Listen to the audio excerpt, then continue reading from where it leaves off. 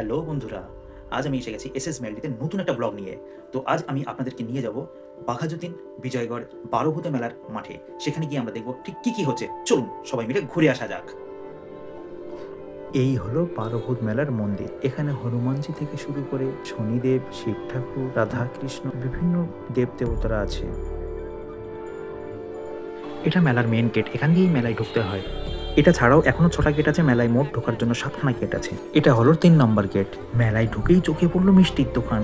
সেখানে দেখতে পেলাম জিলাপি, মালপোয়া, খাস্তা গজা, গরু বাদাম থেকে শুরু করে আরও অনেক কিছু। তারপরেই চলে গেলাম রেস্টুরেন্ট দোকানে। সেখানে তো ফিশ কবিরাজি, ফিশ কাটলেট, চিকেন চাপ থেকে শুরু করে বাটার ফিশ ফ্রাই থেকে শুরু করে আরও অনেক কিছু। কিন্তু এখানে সব খাবারেরই একটু দাম বেশি।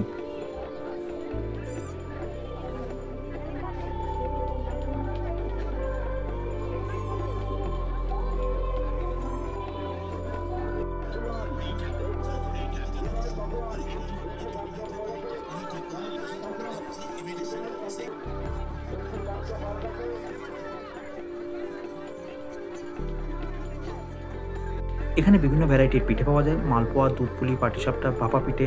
আমি শুধু একটা ভাপা পিঠে ট্রাই করে দেখেছিলাম। তারপরে চলে এলাম পাঁশকুড়া চপের দোকানে।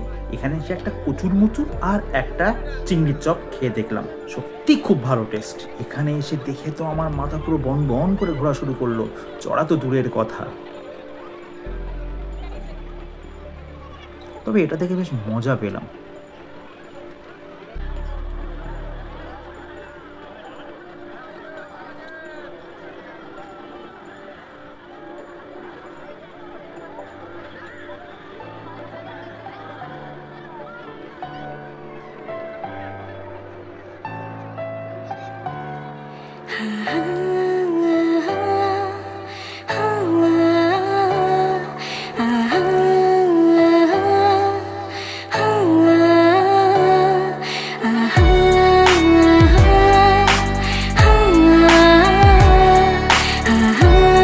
মেলায় আরেকটা পিঠের দোকান দেখতে পেলাম। এখানে এসে একটা রসবড়া খেলাম। রসবড়া আমার সত্যি খুব ভালো লাগে খেতে। তুমি চাইলে মেঘে বৃষ্টি, আর এই দিকটাতে বসে আছে ঘুগনি, আলু কাবলি, পাপড়ি চাট এগুলো। তুমি চাইলে বারে বার ফিরে কাছে আসতাম, তুমি চাইলে। যাওয়ার সময় আর একটা জায়গায় দেখি চিকেন চপ আর লোটে মাছ চপ বিক্রি হচ্ছে। আমার তো দেখে সেই জিভে জল এসে গেল। আমি একটা লোটে চপ আর একটা চিংড়ি চপ নিয়ে নিলাম। নিয়ে খেতে খেতে এবার বাড়ির পথে রওনা দেব। কোনো ঠিকানা খুঁজে পারে সন্ধানে। তো অবশেষে বাড়ি ফিরলাম মেলা থেকে ঘুরে এসে। তোমরা দেখলে যে আমি কত কিছু খেলাম, কত কিছু দেখালাম তোমাদেরকে, কত কিছু ঘুরলাম, সব কিছু এক্সপ্লোর করলাম।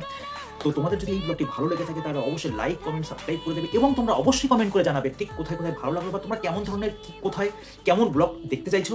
তো তোমরা কমেন্ট করবে, আমি সেই রকম সেরকম ব্লগ করতে থাকবো। তোমরা দেখতে থাকো। বাই।